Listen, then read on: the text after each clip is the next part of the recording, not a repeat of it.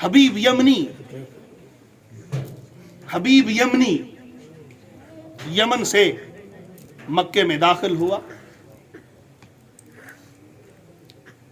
اتفاق سے ابو جہل سے ملاقات ہوئی.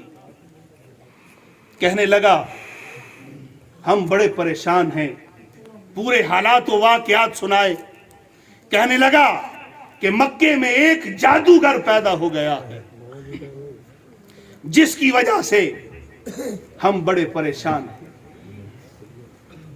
وہ کہنے لگا جادو زمین پر چل سکتا ہے، آسمان پر نہیں. اے ابو جہل چل، مجھے اس کے پاس لے کر چل. وہ دونوں ابو جہل اور حبیب یمنی میرے اور آپ کے آقا کریم صلی اللہ علیہ وسلم کے پاس حاضر ہوئے.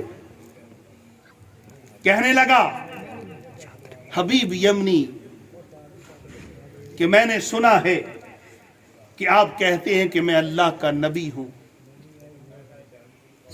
تو مجھے چاند کو 2 ٹکڑے کر کے دکھا دیجئے، مان جاؤں گا. حضرات محترم، میرے اور آپ کے آقا کریم صلی اللہ علیہ وسلم نے دونوں کو ساتھ لیا. جبل ابو قیس پر تشریف لے گئے. جا کر چاند کو اشارہ کیا، چاند 2 ٹکڑے ہوا. جب حبیب یمنی نے یہ دیکھا، حبیب یمنی کہنے لگا اے محمد صلی اللہ علیہ وسلم، مجھے ایک اور بات کرنی ہے. سنیے، دل کے کانوں کو کھول کر میرے اور آپ کے آقا کریم صلی اللہ علیہ وسلم نے ارشاد فرمایا اے حبیب یمنی، اس کی ضرورت نہیں ہے.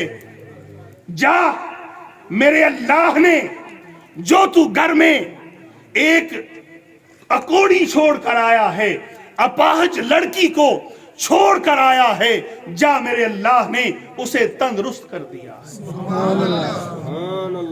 جس کو گھر میں تو چھوڑ کر آیا، وہ ہاتھوں سے پکڑ نہیں سکتی، پاؤں سے چل نہیں سکتی، زبان سے بول نہیں سکتی، آنکھوں سے دیکھ نہیں سکتی، کانوں سے سن نہیں سکتی.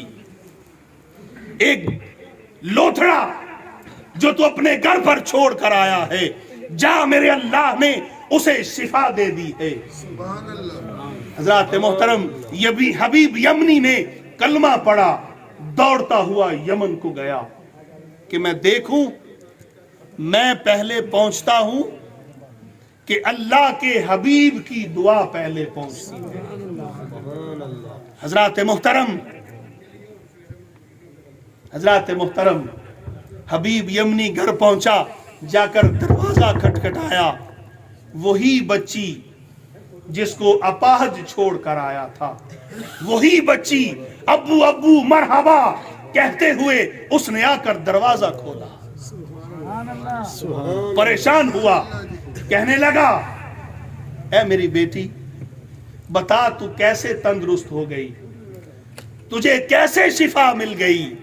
تو حبیب یمنی کی بیٹی جو الفاظ کہتی ہے وہ ذرا غور سے سن لیجئے. حبیب یمنی کی بیٹی نے کہا اے ابو، جس نے مکے میں آپ کو ایمان بخشا، جس نے مکے میں آپ کو ایمان بخشا، وہ یہاں آ کر مجھے ایمان اور شفا دونوں دے گیا. سبحان اللہ. حضرات محترم، یہ ہے اللہ کی قدرت کا مظہر محمد کریم صلی اللہ علیہ وسلم، جسے اللہ کا قرآن ارشاد فرماتا ہے قد جاءکم برہان من ربکم.